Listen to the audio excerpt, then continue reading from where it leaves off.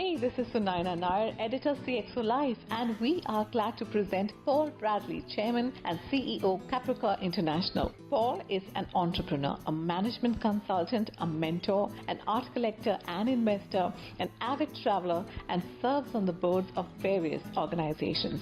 Paul has founded 7 startups and has donned leadership roles in several leading American, Japanese, Chinese, and Indian global logistics companies across 14 countries. We met Paul at his tastefully decorated high-rise condo in the historic Tanjong Pagar district in Singapore. Overlooking at one side the tallest building will the ocean at the other. Needless to say, his lovely apartment was filled with paintings, sculptures, relics, memorabilia resembling a mini museum, colorfully depicting a legacy crafted from Paul's varied culturally enriched experiences. As a well-read and well-traveled leader, Paul, who is an eclectic blend of the East and the West, shares interesting tales of his travails across the world and the art that draws him in. Did you give back somehow? The more you're blessed, the more you give back. If you fought your way up and you remember where you came from, then you can be a great leader in any of these fields. When I was a kid, I drew stick figures and I never evolved past that. So the only way to compensate for being bad at art is to invest in art. They use color to make you look at water different, to make you look at nature different, to make you look at humans different. The light hits the painting and it changes the painting. I'm from Las Vegas and it's called The Gambler. Right. So in a way, it's me.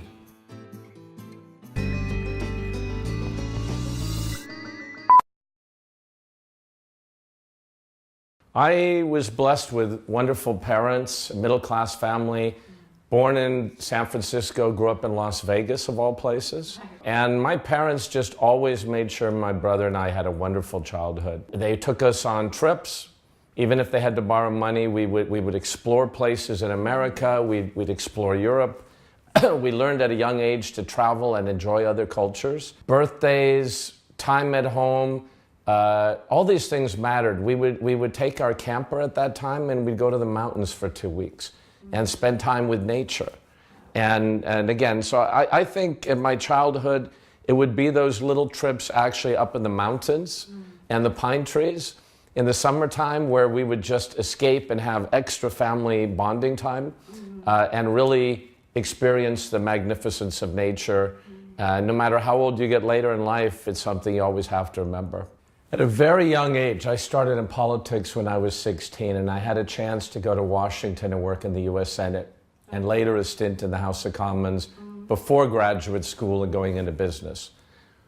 What I learned is there were very few statesmen, people who really stood out to make an impact, but I also saw in human nature, in every culture, how someone gets a title or makes money and it changes so many people the wrong way. That you see someone become arrogant, become egotistical, speak to other people differently. I saw that at a young age, I experienced it, and then it reminded me always to try not to become that. So I think it's something that always had an impact on me and also my leadership style in business, and hopefully as a human being. A big transformation point for me was my graduate school. I went to a school called Thunderbird, first school in the world to have global management. In 1946 it started, #1 in the world in that unique space. And my graduating class for that 2-year MBA in international management was from 58 nationalities. Wow. And you have to learn another language and you have to learn about the other cultures. So I think that really reinforced what I knew as a kid about cultural sensitivity. And I studied Spanish, and then I ended up coming to Asia for the Japanese, then American JV, then working for a top Hong Kong Chinese business leader, and then working between Singapore and India with Mr. Ajay Mittal when we started a company. So I got to spend time in Indian culture, which was an amazing experience, visiting Thailand, Korea, Indonesia. All of these places are unique, but I think how I was raised, going to Thunderbird, and then when you come to Asia, and your friends are from all these nationalities, and your business connections and negotiations are with different styles as well, it sensitizes you to the nuances of how each culture is different. But at the same time, it reminds you that we're all the same and how connected the world really should be and how magnificent all human beings are when we connect. And the cultural differences just make it interesting. When I was in college, I was involved in the Big Brothers program, where we take a kid from a broken home and we try to help build confidence in them and spend time with them. I did that. I worked with kids who were from broken homes and drugs, and we helped them get off drugs and to do charity work. I worked with a program where we helped the elderly to bring young people to spend time and keep their spirits up. That I did when I was in college. In Asia, I have a small scholarship myself for my old school Thunderbird to help give back. I mentor a number of young students from all different backgrounds to get into different colleges, to start their first jobs, or to build their first tech startups. And it's fun stuff. And then you can see how they're growing and learning. One of the ones that I had recently mentored just graduated and went to Alibaba. And worked. And several are in the US, and several are in India. And one of the Indian young managers that worked with me is now running a whole supply chain for a famous company in the Middle East. So they're little things, but always giving back. And then I also volunteer time because I live in Singapore, and Singapore has been very good to me. I'm an American and a Singapore permanent resident. I also volunteer to be on government committees. And right now I'm on a committee in the NTUC where we're working on the future of employment and education. How should Singapore transform? So I still have a lot more I need to do, but I try to give back wherever I can. I had read about G20 when the 20 heads of state of the biggest economies get together once a year.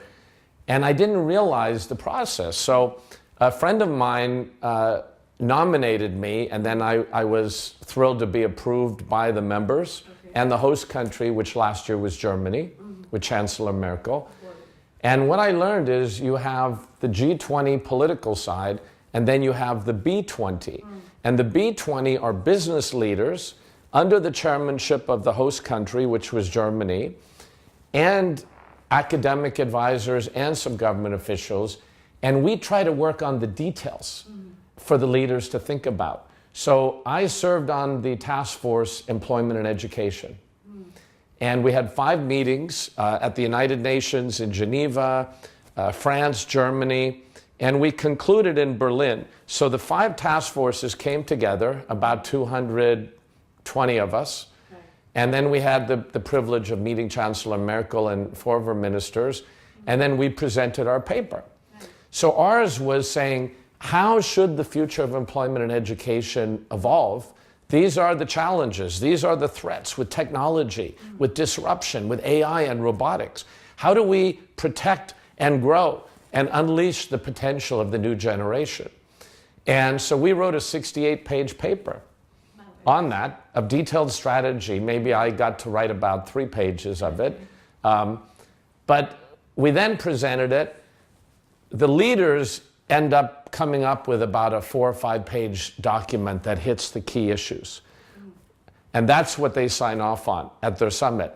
But behind it are the detailed recommendations from the B20 task force members to try to help put specifics on how the G20 should try to impact some of these issues. So it was a real unexpected privilege in a very small way to give some input.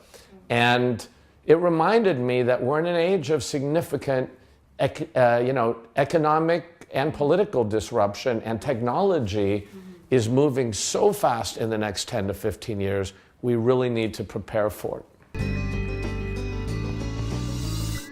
This is actually from the Beijing Olympics. Oh, wow. And it's an Australian artist who did the Sydney Olympics, and Beijing asked him to do 4 posters 4 paintings of the Beijing Olympics, but capturing the history of China. So the original painting is in the Great Hall of the People by the Chinese government, and there are 99 lithographs in the world. And this is the past, the present, and the future of China. Okay. And the ancient Chinese are Olympic athletes. Yeah, right. It shows the progression. Yeah, so imagine the original painting of this, how spectacular. But there are only 99 of these. When I was a kid, I drew stick figures, and I never evolved past that. So the only way to compensate for being bad at art is to invest in art. As a kid, my parents always insisted we visit art galleries. My mother actually was she painted as a hobby. But I saw these Frans Hals, the Dutch artist, Rembrandt, Da Vinci, Renoir, Monet, I mean, these beautiful artists from Picasso, all these different periods. And when I travel, I would see these, and so it affects your emotions. It inspires you, it touches your emotions in so many ways. And then when I came to Asia, I first would buy just art because I'm in Thailand and I want a painting for, simple on the street because it reminded me of that trip, or I'm in Shanghai and I wanted something. But that wasn't going up in value, it was just something to remind me of where I had been. And then after a while, I thought I should actually invest in art. I should get things that touch different cultures and experiences and emotions, but they should go up in value. Okay. And then I started collecting. The challenge is when you invest in art, every day it inspires you. The paintings, this gives me energy and optimism. This gives me religious reflection on how we fit into the universe and our obligations. And it has that effect, but it's very hard to, I've never sold a piece of art. You can't give it up because it becomes part of you. But at least you know it has value. But more important, it's how it affects your feeling. Sure. I have to feel it. I have to be attached to it, inspired. And so you look at it and you say, oh, these are good investments and these are up and coming artists. I like to find artists that are up and coming because you can afford to get them, and then there's an upside rather than something that's at a different level. It has to inspire you as a human being. It has to have an impact. It has to talk to you in a unique way. And so all of these pieces do. Yeah, so who are my favorite artists? The Impressionists, because they use color to make you look at water different, to make you look at nature different, to make you look at humans different. The light hits the painting and it changes the painting. So Renoir, Monet, they're just brilliant, brilliant artists. And what I haven't gotten yet, what I hope to get one day is just something from Renoir. Something from Renoir. Okay, I was going to ask you that. Just something. I know it's something from Renoir. Okay. At some point, I just want something that Renoir created. That would be my ultimate piece of art. Okay. But I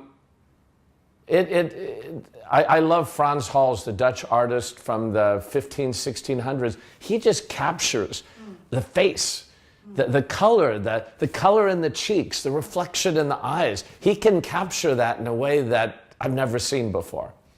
And Rembrandt, he just, I was just at a museum in Los Angeles, and I looked at some Rembrandts there, just like in Holland, and it never fails to just stun you. You just look at it. So these artists, in those days, they struggled. They didn't make their money. But then look what they created later.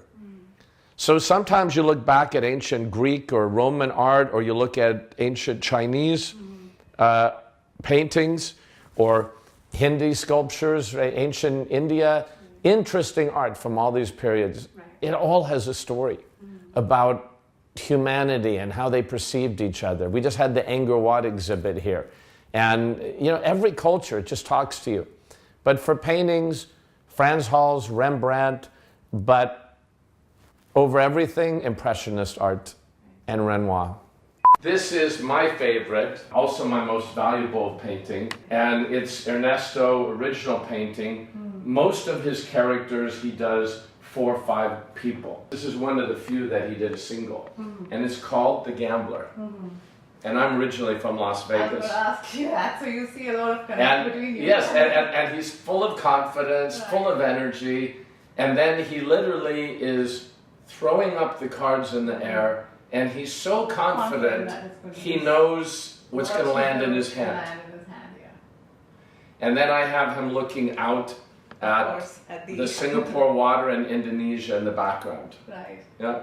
Here you see a very famous painting by Jean Vollet. It's Venice, it's pointillism, so it's millions of dots, multicolored dots, dot by dot by dot, over more than 6 to 8 months to make the painting. And he's the leading pointillist artist today in the world, like Seurat was during the early period, who started it. This is a Vietnamese statue. It's about 180 years old, of the Buddha. This painting is, again, a famous Vietnamese artist, and I have this one, and the other one I gave to Mr. Mittal, which is in his office in Bombay. And it's called The Path. And the monks are basically going up the mountain, and you just feel the warmth, the sunlight, embracing them, and pure spirituality. So it reminds you, when you get up, you're just thinking, what is the path today, as part of your life plan? And it's not even definite, I think. It's No, just, by design. Yeah. You caught it. Yeah. Yes. When Mr. Mittal and I launched on the Bombay Stock Exchange, we celebrated this in Singapore. So I keep the bottle. Okay. Wine is an important way to celebrate.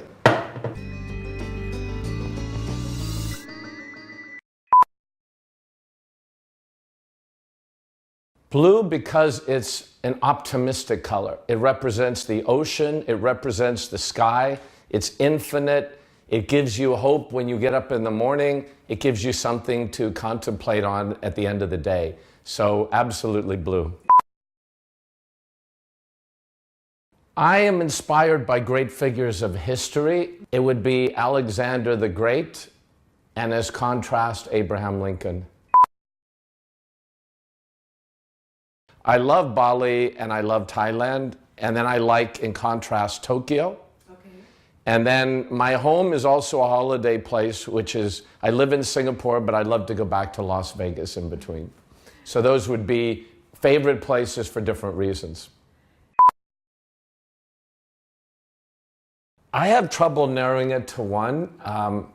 One was being at the White House and meeting President several times, and then you walk out and you think, unbelievable to be in a place like that. King Abdullah of Jordan, who I've gotten to know through the World Economic Forum, I think having a dinner with him at the Dead Sea, where you look out and you see this history touching 3 different religions, it's spiritual, and yet there's the King of Jordan hosting a dinner banquet, and I'm just thinking, how does someone growing up middle class in Las Vegas get to experience something like that? And then I think riding an elephant up the hill in Angkor Wat, Cambodia, to the temple on the top of the hill of the jungle, and you're riding an elephant, and you get to the top, and there's this temple, and you look across the jungle, and there's the sunset with Angkor Wat in the foreground. And I will always remember that. And the Great Wall of China.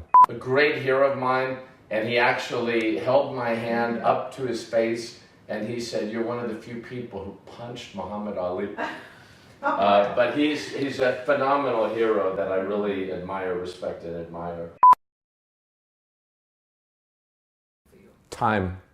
Okay, that's mine. You know, we all think of treasures and things that have meaning, and it doesn't take long to realize the rarest commodity in the world that we can never control is time.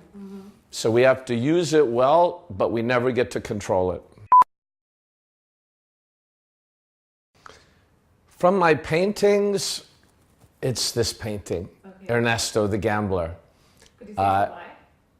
For a number of reasons. The artist was from Portugal, studied in France with great teachers, and became a very famous artist in Europe. And his paintings are also collected here in Asia. And his paintings are rebellious, energetic, colorful, full of optimism and energy. And when I was going to India and doing a startup venture with Mr. Ajay Mittal, I wanted to reward myself, and I bought this painting. Okay. And every day it inspires me because I'm from Las Vegas and it's called The Gambler. Right. So in a way, it's me. I would rather say I love Friedman. Thomas Friedman is a great writer, but not one book. All of his books, because he really has a beautiful way of telling us how technology is going to change our lives. And he touches on the political, the business environment, but especially how the environment around us is changing. So all of his books I really enjoy reading. As an escape book, I really like Jeffrey Archer, the British author. He did First Among Equals. Right. Still a phenomenal book. And he has this wonderful way of writing where every time you turn the page, you don't know what to expect until the very last sentence of the book, and then he always captures you off guard. My favorite animal in the world that inspires me is the white tiger. They're the rarest animal in the world. They have blue and green eyes. And if there are about 5,800 tigers in the world, there are only a few hundred white tigers. So that one captivates me. I'm an optimist. So I'm happiest when I wake up until I go to sleep. Okay. I'm always self-motivated. I'm always active doing things, but I'm especially happy when I sit on my sky terrace and have a bottle of wine with a few good friends and a wonderful long conversation for 3 or 4 hours with nothing except a great conversation and a good wine. That makes me very happy.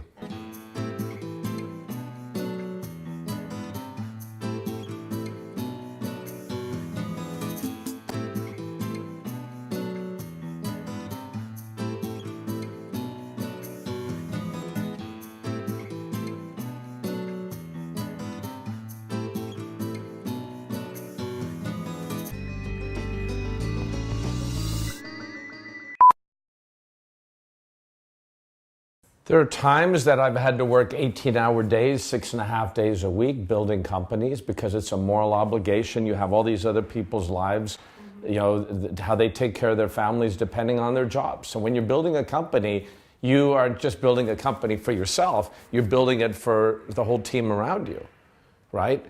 And you put in these hours, but what you learn quickly is you have to have windows to think and to de-stress and to protect and celebrate your body.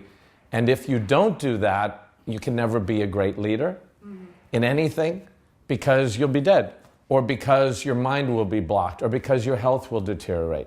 So whatever I do in business, now I have a company and I'm on different boards and advisory boards, and I mentor tech startups. I'm involved with a lot of things and a couple of the universities. But what I do is I always do at least 1 hour at the gym. Always. Right. Even if I travel. Always 1 hour to an hour and 20 minutes at the gym every single day, 7 days a week.